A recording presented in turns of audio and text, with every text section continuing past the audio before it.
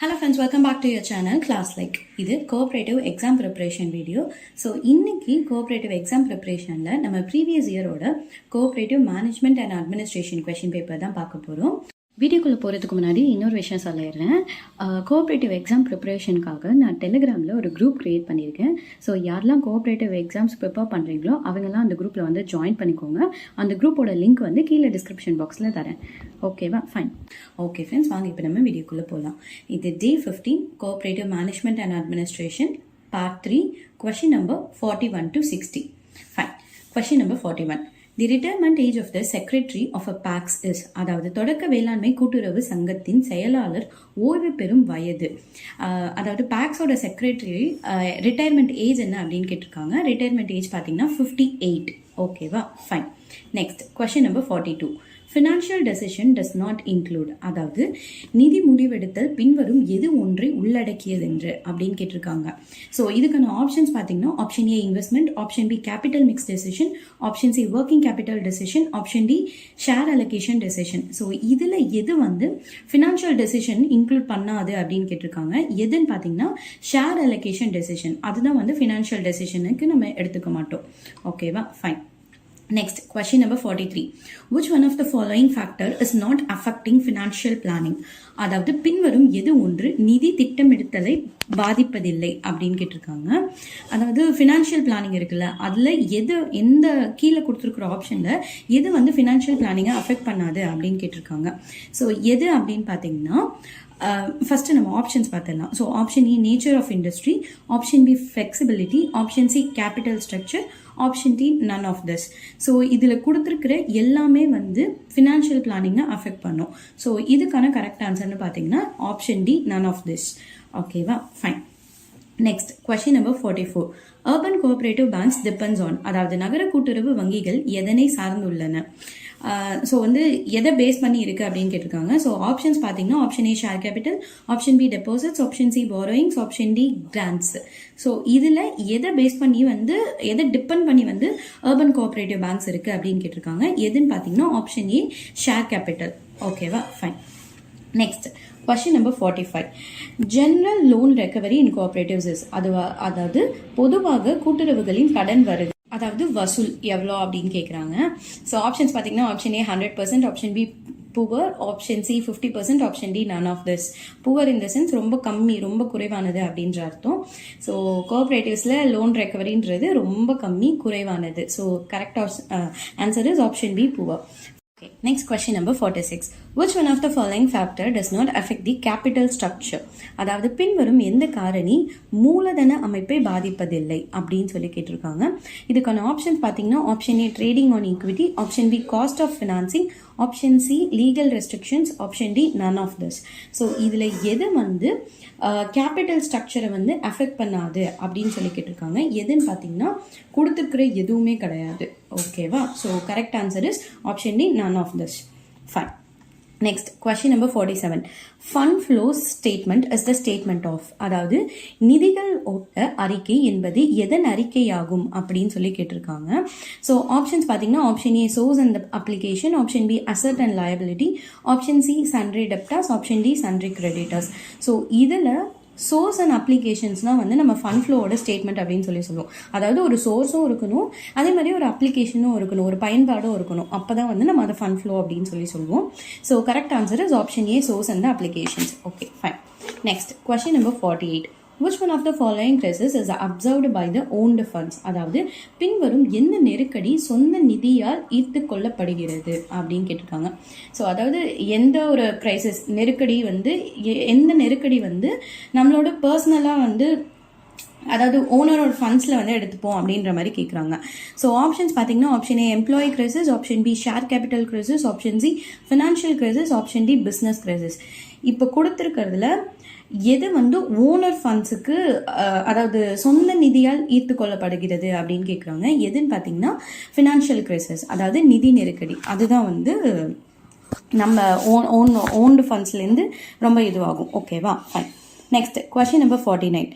Dash is used to calculate the maximum borrowing power of a cooperative institutions. அதாவது dash கூட்டுறவு நிறுவனத்தின் அதிகபட்ச கடன் பெறும் ஆற்றலை கணக்கிடப்படுகிறது.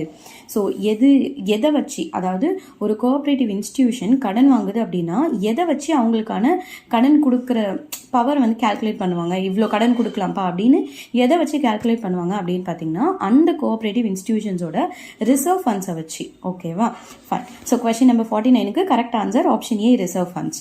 Fine. Next, question number 50. Financial efficiency of an organisation may be measured through. அதாவது ஒரு நிறுவனத்தின் நிதித்திறனை பின்வரும் எதன் மூலம் அளவிடப்படலாம் அப்படின்னு சொல்லி கேட்டிருக்காங்க. ஒரு ஃபினான்ஷியல் எஃபிஷியன்சி, ஒரு கம்பெனியோட ஃபினான்ஷியல் ஹெல்த் எப்படி இருக்குது, அதோட ஃபினான்ஷியல் ஸ்டேட்டஸ் எப்படி இருக்குது, இப்படி எல்லாமே அந்த ஃபினான்ஷியல் எஃபிஷியன்சியை வந்து எதை வச்சு மெஷர் பண்ணுவோம் அப்படின்னு பார்த்தீங்கன்னா ரேஷியோ அனாலிசிஸ். ஓகேங்களா, fine. Next, question number 51. Which one of the following is not the component of marketing mix? பின்வரும் எது ஒன்று சந்தை கலவையின் கூறு அல்ல அப்படின்னு சொல்லி கேட்டிருக்காங்க. அதாவது மார்க்கெட்டிங் மிக்ஸ் அப்படின்னு சொல்லி ஒன்று இருக்குது. அந்த மார்க்கெட்டிங் மிக்ஸில் எது வந்து கொடுத்துருக்குற ஆப்ஷன்ஸில் எது வந்து அதுக்கான காம்பனன்ட் கிடையாது அப்படின்னு சொல்லி கேட்டிருக்காங்க.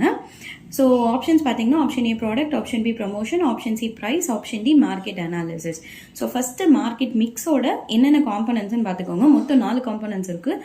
ஸோ ஃபர்ஸ்ட் வந்து ப்ராடக்ட், செகண்ட் வந்து ப்ரைஸ், தேர்ட் வந்து பிளேஸ்மெண்ட், ஃபோர்த் வந்து ப்ரமோஷன். ஸோ இந்த 4ல் கொடுத்துருக்குற ஆப்ஷன்ஸில் மூணு விஷயம் இருக்குது, 3 காம்பனன்ட்ஸ் இருக்குது. ஸோ இல்லாத ஒரு காம்பனன்ட்னு பார்த்தீங்கன்னா option D market analysis, and that is the right answer. Okay, fine. Next, question number 52. In Tamil Nadu cooperative credit structure is in dash tier. அதாவது தமிழ்நாட்டில் கூட்டுறவு கடன் அமைப்பு டேஷ் அடுக்குகளை கொண்டது. ஆப்வியஸ்லி நமக்கு தெரியும் இது வந்து 3 டயர் ஸ்ட்ரக்சர், அதாவது ஸ்டேட், டிஸ்ட்ரிக்ட் அண்ட் பிரைமரி அந்த மாதிரி இருக்கும். So correct answer is option C 3. Next, question number 53. Which one of the following is not the future of bylaw of a society? அதாவது பின்வரும் எது ஒன்று சங்கத்தின் துணை விதியின் தனிச்சிறப்பு அல்ல அப்படின்னு சொல்லி கேட்டிருக்காங்க. ஆப்ஷன்ஸ் பார்த்தீங்கன்னா option A area of operation, option B disposal of net profit, option C objectives of the society, option D restricted member admission. So இதில் எது வந்து சொசைட்டியோட ஃபியூச்சர் கிடையாது, அதாவது லா படி, சொசைட்டியோட லா படி ஃபியூச்சர் கிடையாதுன்னு கேட்குறாங்க. எதுன்னு பார்த்தீங்கன்னா option D restricted member admission. ஓகேவா, fine. Next, question number 54. How many district central cooperative banks are there in Tamil Nadu?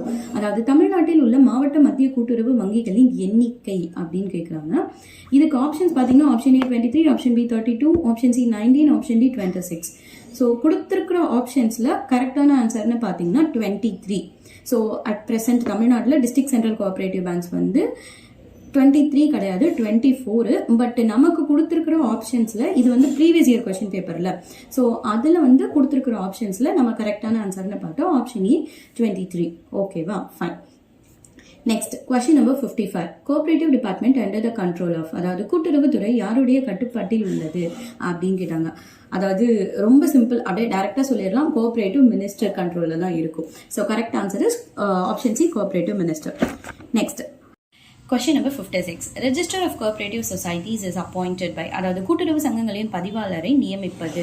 So யார் வந்து கோஆப்ரேட்டிவ் சொசைட்டியோட ரெஜிஸ்டரை அப்பாயிண்ட் பண்ணுவாங்க அப்படின்னு கேட்டிருக்காங்க. யாருன்னு பார்த்தீங்கன்னா ஸ்டேட் கவர்மெண்ட் தான் வந்து அப்பாயிண்ட் பண்ணும். ஓகேவா, fine. Next, question number 57. Aavin brand owned by, அதாவது ஆவின் வணிக குறியீடு யாருடையது? ஆப்வியஸ்லி எல்லாருக்குமே தெரியும். So Aavin is owned by cooperatives. ஓகேவா, ஃபைன். அப்போ அமுல் வந்து என்ன கோஆப்ரேட்டிவ்ஸ், அமுல் வந்து யார் ஓன் பண்ணியிருக்காங்க அப்படின்னு சொல்லுங்க. இப்போ ஆவின் பிராண்ட் ஓன்டு பைன்னு இருக்குல்ல, ஸோ அமுல் ஓன்டு பை அப்படின்றதுக்கான ஆன்சர் வந்து கீழே கமெண்ட் செக்ஷனில் சொல்லுங்கள். அண்ட் அதே மாதிரியே ஆவினை பற்றியும் தெரிஞ்சுக்கோங்க. இப்போ வந்து ஆவின் எப்போ ஸ்டார்ட் பண்ணாங்க அப்படின்னு தெரிஞ்சுக்கோங்க. அதாவது 1 February 1981 ஸ்டார்ட் பண்ணியிருப்பாங்க. அதாவது TNCMPFL அப்படின்னு சொல்லுவோம். அதாவது Tamil Nadu cooperative milk producers federation limited. So இதெல்லாமே வந்து நீங்கள் ஆவின் படிக்கும்போது இந்த விஷயத்தையும் சேர்த்து அதை ரீகால் பண்ணிக்கணும். அப்போ தான் வந்து எல்லாமே வந்து உங்களுக்கு திரும்ப ரிவைஸ் ஆகிட்டே இருக்கும். ஓகேவா, fine. Next, question number 58. In a cooperative institution audit has to be completed by, அதாவது கூட்டுறவு நிறுவனத்தில் தணிக்கை எத்தனை மாதங்களில் முடிக்கப்படுதல் வேண்டும்? ஸோ எவ்வளோ மந்த்ஸில் ஒரு கோஆப்ரேட்டிவ் ஆடிட் வந்து கம்ப்ளீட் பண்ணணும் அப்படின்னு பார்த்தீங்கன்னா 3 monthsக்குள்ளே நம்ம வந்து ஆடிட்டை கம்ப்ளீட் பண்ணியிருக்கணும். ஓகேவா, fine. Next, question number 59. Which section of TNCS Act 1983 deals with audit of cooperative institutions. அதாவது தமிழ்நாடு கூட்டுறவு சங்கங்களின் சட்டம் 1983 எப்பிரிவு கூட்டுறவு நிறுவனங்களின் தணிக்கையை பற்றி குறிப்பிடுக அப்படின்னு சொல்லி கேட்டிருக்காங்க.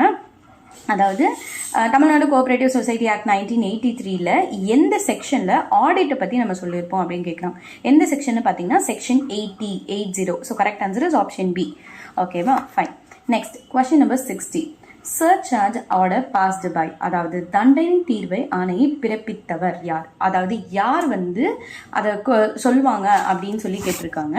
ஸோ யார் வந்து அந்த சர்சார்ஜ் ஆர்டர் பாஸ் பண்ணுவாங்கன்னு பார்த்தீங்கன்னா சர்க்கிள் டெப்டி ரெஜிஸ்ட்ரார், அதாவது சரக துணை பதிவாளர் அப்படின்னு சொல்லி நம்ம சொல்லுவோம். அவங்க தான் வந்து அந்த சர்சார்ஜோட ஆர்டரை வந்து பாஸ் பண்ணுவாங்க. அண்ட் அவங்க என்ன செக்ஷனு கீழே, அதாவது டிஎன்சிஎஸ் தமிழ்நாடு கோஆபரேட்டிவ் சொசைட்டி ஆக்ட் 1983ல எந்த செக்ஷனு கீழே இந்த சர்சார்ஜை பாஸ் பண்ணுவாங்க அப்படின்னு சொல்லி கீழே கமெண்ட் செக்ஷனில் சொல்லுங்கள். நான் வந்து நாளைக்கு ஃபர்ஸ்ட் கமெண்ட்டாக வந்து அதை பிங்க் பண்ணுறேன். ஸோ எந்த செக்ஷன் அப்படின்னு சொல்லிட்டு, ஸோ நீங்கள் சொன்ன ஆன்சர் கரெக்டாக இருக்கான்னு அப்போ வந்து செக் பண்ணிக்கோங்க. ஓகேவா, ஃபைன். ஸோ இன்னைக்கு வந்து நம்ம 20 கொஷின்ஸ், அதாவது 41 to 60 20 கொஷின்ஸ் வந்து பார்த்துட்டோம். ஸோ ஹோப் இந்த இன்ஃபர்மேஷன் உங்களுக்கு யூஸ்ஃபுல்லாக இருக்கும்னு நினைக்கிறேன். இதில் வேறு ஏதாவது டவுட் இருந்துச்சு அப்படின்னா கீழே கமெண்ட் செக்ஷனில் கேளுங்க. அண்ட் இது யாருக்கெல்லாம் யூஸ்ஃபுல்லாக இருக்குமோ அவங்களுக்கு ஷேர் பண்ணுங்கள். மறக்காமல் நம்ம சேனலை சப்ஸ்கிரைப் பண்ணிக்கோங்க. தேங்க்யூ ஃபார் வாட்சிங் மை சேனல். பாய்.